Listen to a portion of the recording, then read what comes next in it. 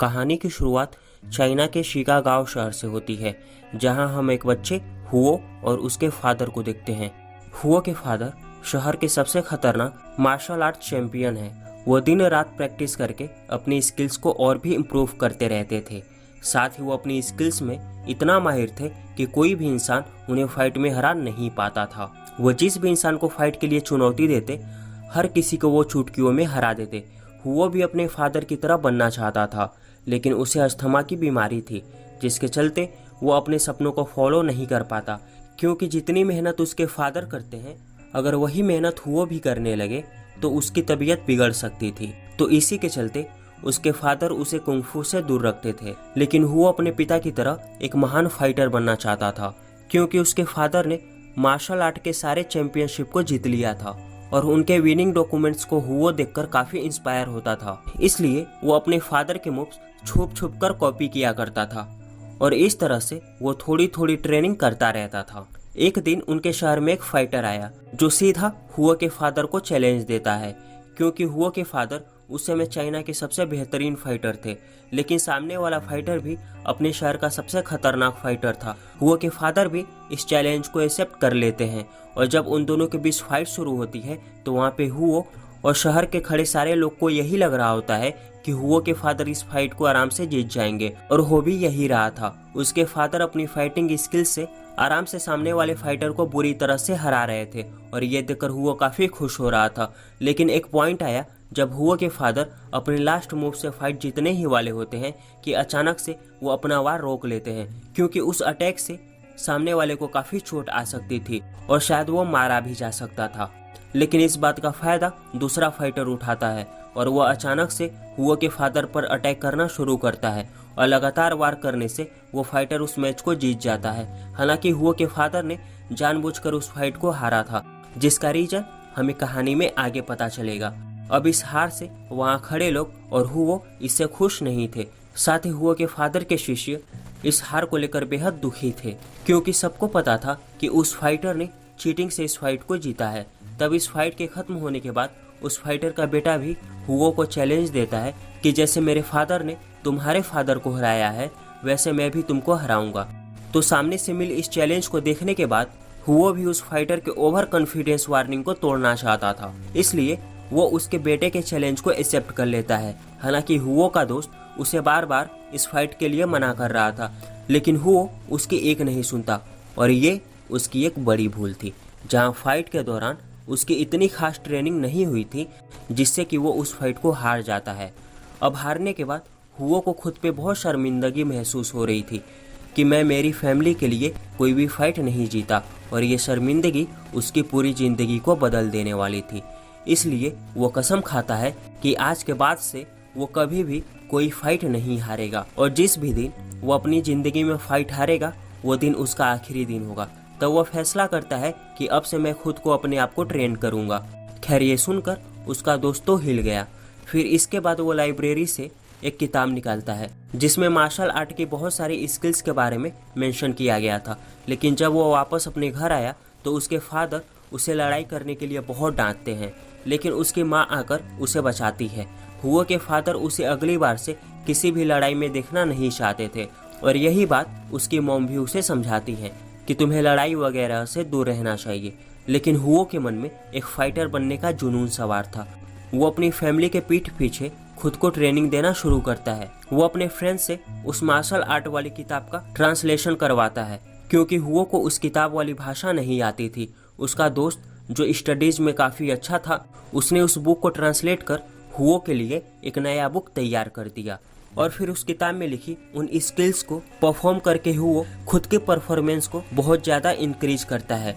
अब अंदर ही अंदर हुओ को लग रहा था कि अब मैं आराम से किसी भी फाइटर को हरा सकता हूँ, यानी कि उसका कॉन्फिडेंस बढ़ गया था। इसलिए वो फिर से उसी बच्चे को चैलेंज देता है जिससे वो पिछली बार हार चुका था।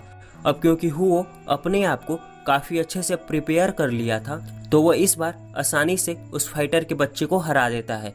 फाइट के बाद हुओ इतना खुश था कि वो अपने स्किल्स के बारे में सबको बताता है और सारे ही लोग उसकी तारीफ कर रहे थे। अब हम कुछ साल आगे का सीन देखते हैं। हुओ अब बड़ा हो चुका था और उसकी शादी भी हो गई थी, लेकिन इस समय उसकी फैमिली में बस उसकी माँ और उसकी एक छोटी सी बेटी है। उसके फादर और वाइफ इस दुनिया से जा चुके थे, लेकिन हुओ अपने पिता जैसा स्ट्रिक्ट नहीं था, बल्कि वो चंचल और हंसमुख था। वो अपनी बेटी से बहुत प्यार करता था। हुओ ने बचपन से ही इतनी मेहनत की थी कि अब वह बहुत शक्तिशाली फाइटर बन चुका था। वह भी अपने फादर की तरह पूरे शहर में काफ़ी मशहूर था और वो आज तक कोई भी फाइट नहीं हारा। उसने भी अपने पिता की तरह जीत के काफ़ी डॉक्यूमेंट हासिल किए थे, जिससे उसका बहुत नाम हो गया था। और जब जब उसकी फाइट किसी दूसरे शहर के फाइटर से होती थी तो वो उस फाइट में आराम से अपने ओपोनेंट को धूल चटा देता था। वो चुटकियों में ही दूसरे फाइटर को ऐसे हराता था जैसे वो उसके लिए बाएं हाथ का खेल हो। फाइट के बाद वो अपने शिष्यों के साथ होटल जाता था, जो होटल उसके दोस्त का था। उसका फ्रेंड एक सक्सेसफुल बिजनेसमैन बन गया था। अब कोई भी फाइट जीतने के बाद उसी होटल में कई सारे लड़के उसका शिष्य बनने आते हैं। तब वो सबको अपनी तरफ से ड्रिंक ऑफर करता है और ये सिलसिला लगातार ऐसे ही चलते रहता है। वो अपने फॉलोवर को फ्री में ही बहुत सारा खाना खिलाया करता था, जिसकी वजह से उसके ऊपर होटल का काफ़ी ज़्यादा उधार भी चढ़ चुका था। ये देखकर उसके दोस्त को अच्छा नहीं लगता था। हालांकि वो हुओ का बचपन से ही बहुत अच्छा दोस्त था, इसलिए वो हुओ को अपने होटल में हो रहे फालतू के खर्चों के हुओ द्वारा पैसे ना मिलने पर वो कभी सीरियसली नहीं लेता था। लेकिन इस चीज़ को बार बार देखकर उसे अच्छा नहीं लगता, क्योंकि उसके शिष्य उसका इसी तरह से फ़ायदा उठा रहे थे। तब वो हुओ को कहता है कि तुम जो भी अपने फॉलोअर्स के लिए करते हो, जैसे फ्री का खाना खिलाना, ये सब करना गलत है, क्योंकि वो सारे फॉलोवर बस तुम्हारे आगे पीछे इसलिए घूमते हैं क्योंकि तुम उन्हें खाना और फ्री की शराब देते हो। और जब तुम उन्हें फ्री में खाना और शराब देना बंद कर दोगे तो तुम्हारे फेक फॉलोअर भी तुम्हारा साथ छोड़ देंगे, क्योंकि वो तुम पे बस खाने और शराब के लिए डिपेंड है। इसलिए तुम्हें अपने ऐसे फॉलोअर्स को छोड़ देना चाहिए और रियल फॉलोअर्स को साथ में रखना चाहिए, जैसे तुम्हारे फादर किया करते थे। लेकिन इस बात पे हुओ ज़्यादा ध्यान नहीं देता। वो अपने फ्रेंड को इग्नोर करके वहाँ से चले जाता है। उसी शहर में हुओ का एक कंपटीटर भी रहा करता था, जिसका नाम क्वीन है। खैर, क्वीन एक प्रकार से हुओ के फादर का कंपटीटर था। क्वीन चाइना का सबसे बड़ा फाइटर माना जाता था, क्योंकि उसने भी आज तक कोई फाइट नहीं हारा था। पर अब उसने फाइट करना छोड़ दिया था, क्योंकि अब वह बूढ़ा हो चुका था। दूसरी तरफ हुओ का भी बहुत नाम था, लेकिन कुछ लोग उस पर तंज कसते थे कि जब तक वो क्वीन को नहीं हराता तब तक उसे सबसे बड़ा और महान फाइटर रिकॉग्नाइज नहीं किया जाएगा। इसलिए उन दोनों की बिल्कुल भी नहीं बनती थी। लेकिन इस तकरार के बाद क्वीन ने हुओ से कहा कि अगर वो फाइट चाहता है तो फाइट हो जाएगी, पर अभी नहीं। ये कहकर क्वीन वहाँ से चला गया। दूसरी तरफ हुओ अपनी फाइटिंग स्किल्स अपने स्कूल के बच्चों को भी सिखाया करता था, ताकि आने वाले भविष्य में उसके स्टूडेंट उससे भी अच्छे फाइटर बन सके। तभी कुछ दिनों बाद हुओ के फॉलोअर्स में से एक आदमी को क्वीन ने बहुत ही बुरी तरह से मारा था। और जब हुओ को इस बात का पता चला कि मेरे एक फॉलोअर को क्वीन ने बहुत बुरी तरह से पीटा है, तो वो सीधा बदला लेने अपने फ्रेंड के रेस्टोरेंट में पहुंच गया, जहां क्वीन की फैमिली डिनर करने आई थी, क्योंकि क्वीन का आज जन्मदिन था और उसने हुओ के दोस्त के रेस्टोरेंट को पूरा बुक किया हुआ था। अब वो सबके सामने ही क्वीन को फाइट की चुनौती देता है, लेकिन क्वीन वहाँ पे अपनी फैमिली के साथ टाइम स्पेंड करने आया था, इसलिए वो फाइट को एक्सेप्ट नहीं करता। हुओ का रेस्टोरेंट वाला दोस्त भी हुओ को समझाता है कि अगर तुम यहाँ फाइट करोगे तो रेस्टोरेंट को काफ़ी नुकसान झेलना पड़ सकता है, इसलिए तुम शांत होकर यहाँ से चले जाओ। लेकिन हुओ बहुत गुस्से में था और वो उल्टा अपने दोस्त को ही बुरा भला कह के अपनी बचपन की दोस्ती तोड़ने के मूड में आ चुका था। और इतना कुछ होने के बाद क्वीन भी हुओ से लड़ने का चैलेंज एक्सेप्ट कर लेता है और थोड़ी ही देर बाद रेस्टोरेंट के सारे लोग वहां से बाहर चले गए, जिसके बाद हुओ और क्वीन के बीच लड़ाई शुरू हो गई। दोनों ही अपनी स्किल्स में काफ़ी अच्छे थे, जहां दोनों एक दूसरे को बराबरी की टक्कर देते हैं। और बहुत देर तक फाइट करने के बाद जब हुओ और क्वीन में से कोई भी हार मानने को तैयार नहीं था, तो हुओ अपने गुस्से से कई सारे घातक वार क्वीन पर करता है और इसी गुस्से की वजह से वो खुद को काबू नहीं कर पाता और वो अपना एक आखिरी वार क्वीन की तरफ करता है, जिससे कि क्वीन की वहीं पर मौत हो जाती है। फिर जैसे ही हुओ रेस्टोरेंट से बाहर निकला, सारे लोग उसके जीतने की खुशी में जश्न मनाने लगते हैं। लेकिन दूसरी ओर जब क्वीन के लोग क्वीन की डेड बॉडी को देखते हैं तो वो इससे बिल्कुल भी खुश नहीं थे। उनके अंदर बदले की आग सुलग रही थी। और जब हुओ अपने घर आया तो वो देखता है कि उसके पूरे घर की लाइट्स ऑफ हैं। और जब वो अपनी बेटी और माँ को ढूंढता है तो उसे घर में उन दोनों की लाश दिखती है, जिससे हमें पता चलता है कि क्वीन के लोगों ने बदला लेने के लिए हुओ की पूरी फैमिली को मार दिया है। ये देखकर हुओ गुस्से में आ चुका था। वो अपनी फैमिली का बदला लेने क्वीन के सारे फॉलोअर्स को मारने के लिए निकल जाता है, पर रास्ते में उसे खुद के फॉलोअर मिलते हैं जो बताते हैं कि क्वीन ने उसके फॉलोअर को इसलिए मारा था क्योंकि वो क्वीन की वाइफ के साथ बदतमीजी कर रहा था और वो बिना वजह जाने ही क्वीन से लड़ने चला गया, जिसके कारण वो अपने फॉलोअर का भी साथ छोड़ दिया क्योंकि उसे अब लगने लगा था कि वो गलत लोगों को बढ़ावा दे रहा था, जिससे कि हुओ की जिंदगी में अब कोई भी उसका करीबी इंसान नहीं बचा। लेकिन फिर भी वो बदला लेने क्वीन के घर गया।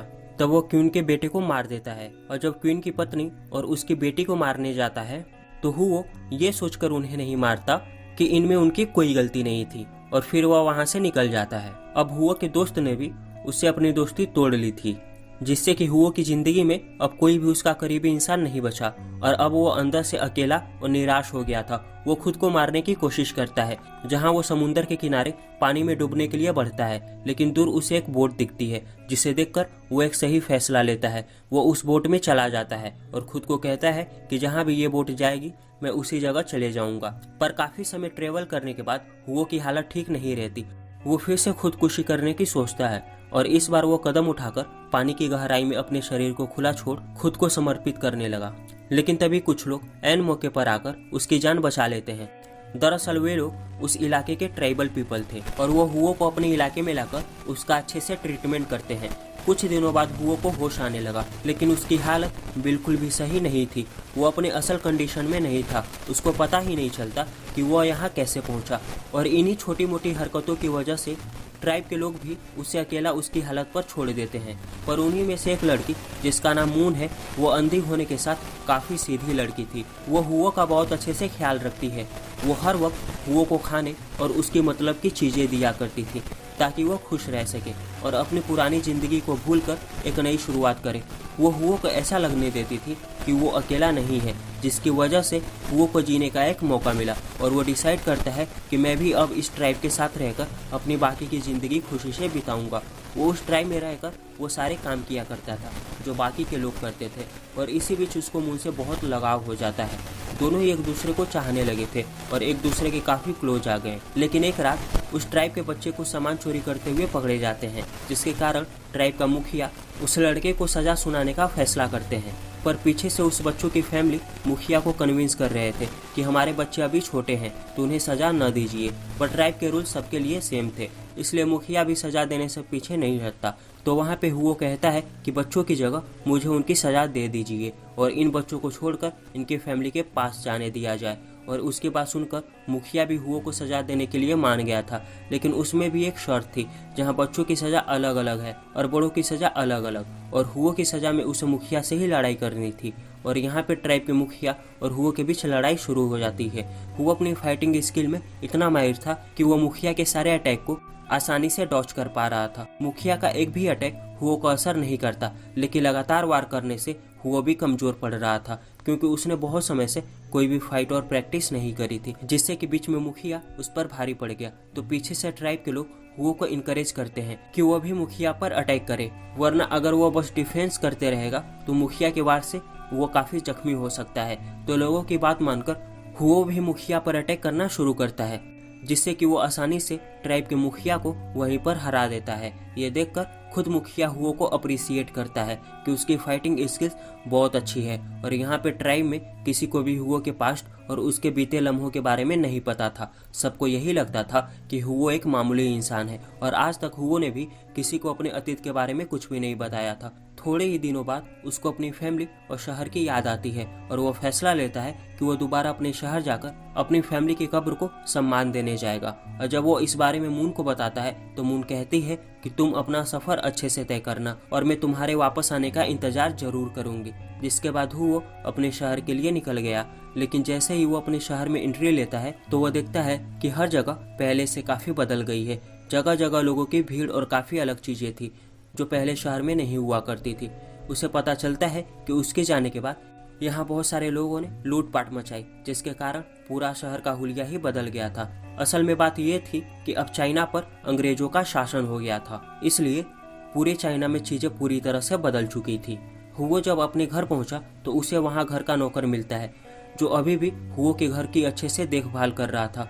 हुओ को वापस शहर में देखने के बाद उनके घर का नौकर भी काफ़ी खुश हो गया, जिसके बाद हुओ अपनी फैमिली की कब्र देखने चले जाता है और वो वहाँ पर काफ़ी इमोशनल हो गया था। उसे अपने वो दिन याद आने लगे जब वो अपनी फैमिली के साथ रहता था। फिर इसके बाद वो अपनी करी गई सारी गलती का पछतावा करने के लिए क्वीन के घर चले गया, जहाँ वो क्वीन की वाइफ से माफ़ी मांगता है कि मेरी वजह से क्वीन इस दुनिया में नहीं रहा। और अब उसको इस बात का काफ़ी दुख हो रहा था कि गुस्से में आकर मैंने एक फाइटर को जिंदा मार दिया। फिर वो अपने उसी दोस्त से माफ़ी मांगता है जिसका एक होटल है। वो उसे समझाता है कि मैं अब पहले जैसे नहीं रहा, मैंने अपने अंदर बहुत सुधार किया है और मुझे अपने उन सभी कार्यों से नफरत होने लगी है जिससे मैंने लोगों को बस दुख ही दिए हैं।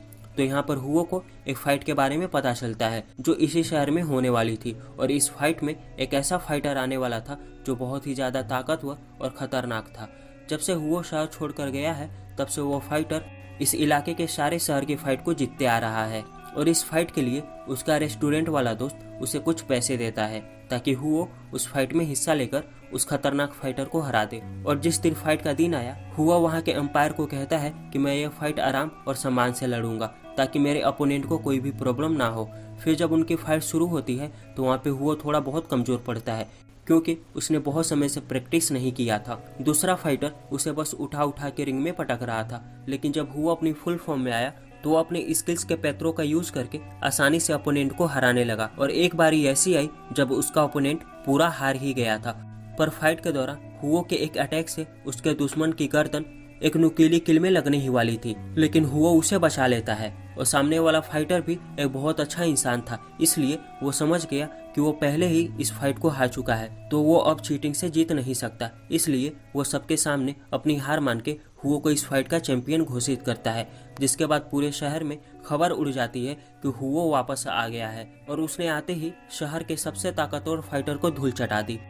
और यह खबर सीधा शहर के डिक्टेटर के पास भी पहुंच गई थी, जो कि अभी शहर पे अपना कंट्रोल जताते थे। उनको इस खबर से बिल्कुल भी खुशी नहीं होती कि हुओ ने उनके ही शहर के फाइटर को हराया है, और वो नहीं चाहते थे कि हुओ जैसे और भी फाइटर उनके देश के फाइटर को हराए। इसलिए वो हुओ को छोटा और कमजोर दिखाने के लिए उसकी फाइट बहुत ही भयानक फाइटर से रख देते हैं, ताकि इस बार हुओ को मौका ही ना मिले जीतने का और वह ये फाइट हार जाए, ताकि फिर से डिक्टेटर के लोगों का दबदबा शहर में बने रहे। और जब फाइट का दिन आया तो वह फाइट थोड़ी ही एडवांस लेवल की थी, जहां पहले डिक्टेटर हुओ को 3 फाइटर से लड़वाता है ताकि उसकी एनर्जी खत्म हो जाए। पर हुओ कोई छोटा मोटा खिलाड़ी नहीं था, वो अपनी फुल पावर से उन तीनों ही फाइटर को आसानी से धूल चटा देता है। और जब उसकी फाइट सबसे खतरनाक फाइटर से पड़ी जिसके साथ डिक्टेटर ने उसकी फाइट रखी थी, तो वह फाइटर बहुत ही अच्छा था, जहां वो हुओ को कहता है कि तुमने अभी अभी 3 फाइटर से फाइट की है तो तुम्हारी एनर्जी लूज हो गई होगी, तो मैं भी किन्हीं 3 फाइटर से फाइट करता हूँ ताकि मैं भी उसी एनर्जी के साथ तुमसे लड़ सकूं जिस एनर्जी के साथ तुम मुझसे लड़ोगे। और यहाँ पे अपने ओपोनेंट की इतनी प्यारी बात सुनकर हुआ काफी हैरान रहा, पर तब भी वो कहता है कि मैं इस एनर्जी के साथ तुमसे लड़ सकता हूँ, तो तुम्हें किसी भी फाइटर से लड़ने की जरूरत नहीं है।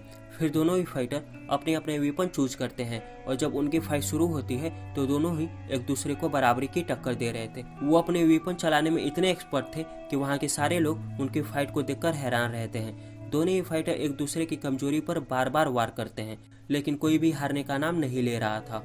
और एक वक्त ऐसा आया जब फाइट के बीच दोनों के हथियार एक दूसरे से एक्सचेंज हो जाते हैं, जहां हुओ उस फाइटर की तलवार को अच्छे से यूज और कंट्रोल कर पा रहा था, लेकिन दूसरी ओर वो फाइटर हुओ के हथियार को अच्छे से कंट्रोल नहीं कर पाता। ये देखकर हुओ लड़ाई को रोककर अपने अपने वेपन एक दूसरे को वापस करते हैं, जिसके बाद फिर से उन दोनों की फाइट होती है। लेकिन उसी समय पहला राउंड खत्म हो जाता है, जिसमें कोई भी विनर निकल के नहीं आता। इसका मतलब ये राउंड ड्रॉ माना गया।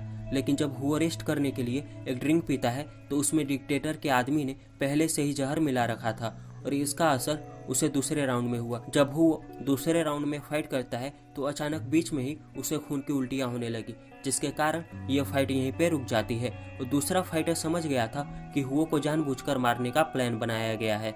इससे वो फाइटर खुश नहीं होता कि डिक्टेटर एक छोटी सी फाइट के लिए एक इतने अच्छे फाइटर के साथ ऐसी नीच हरकतें करे। हुओ को अभी सख्त मेडिकल ट्रीटमेंट की जरूरत थी, लेकिन वहाँ के लोग उसे बस थोड़ा बहुत रेस्ट करवाते हैं ताकि उसकी तबीयत ठीक हो जाए। और इस समय हुओ सोचता है कि मेरा बच पाना अब नामुमकिन है, इसलिए मैं अगर मरूंगा तो बड़े शान से मरूंगा, और वो वहाँ फिर से फाइट करने के लिए उठ पड़ता है। डिक्टेटर तो पहले से यही चाहता था कि हुओ इस फाइट में मारा जाए, इसलिए वो भी मैच को कंटिन्यू करवा देता है, जिसके बाद उन दोनों की फाइट दोबारा से शुरू होती है। और अब हुओ और भी खतरनाक तरीके से लड़ रहा था। वो ऐसे ऐसे अटैक करता है जिससे उसके अपोनेंट को कोई भी बचने का चांस नहीं मिलता, और अपने आखिरी बार में वो एक पंच मारता है। लेकिन उसे इस पंच से एक फाइट याद आती है कि इसी पंच से मैंने क्वीन की भी जान ली थी, इसलिए वो फिर से किसी की जान नहीं लेना चाहता था, और वो अपने पंच को वहीं पर रोक देता है, जैसे कि मूवी के शुरुआत में उसके पिता ने अपने सामने वाले फाइटर से लड़ते वक्त किया था।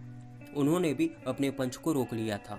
अब सामने वाला फाइटर भी समझ गया था कि अगर ये पंच मुझे लग जाता तो मेरा बच पाना नामुमकिन था, जिसके बाद वो वहीं पर हार मानकर हुओ को इस फाइट का विनर बनाता है। लेकिन उसी वक्त हुओ जमीन पर गिर पड़ता है। उसका मतलब ये था कि ये फाइट उसकी जिंदगी की आखिरी फाइट थी। अब हुओ के अपोनेंट को भी उसके लिए बहुत बुरा लगता है, और वो सीधा डिक्टेटर के पास जाकर उसे भला बुरा कहने लगा, क्योंकि उसे भी हुओ के जाने का अफसोस था। नेक्स्ट सीन में हम देख पाते हैं कि हुओ की सोल मून के सामने आकर अपने फाइटिंग स्किल्स परफॉर्म कर रही है, और यहाँ पे मून जो कि देख नहीं सकती थी, उसे अपनी आंखों के सामने हुओ साफ साफ नजर आ रहा था, और हुओ अपनी आखिरी सांस तक कोई भी फाइट नहीं हारा था। और दोस्तों, ये एक सच्ची कहानी थी जिसे आप विकिपीडिया पर जाकर ढूंढ सकते हैं, और तब ये हमारी बहुत ही अच्छी कहानी यहीं पर खत्म होती है। तो मिलते हैं हम आपसे अपनी नेक्स्ट वीडियो में। अगर आपको हमारी ये वीडियो पसंद आई हो तो हमारे इस चैनल को लाइक और सब्सक्राइब जरूर करें, क्योंकि हमें आपके सपोर्ट की बहुत ज़्यादा ज़रूरत है। तो मिलते हैं हम आपसे अपनी नेक्स्ट वीडियो में। तब तक के लिए टाटा और बाय बाय।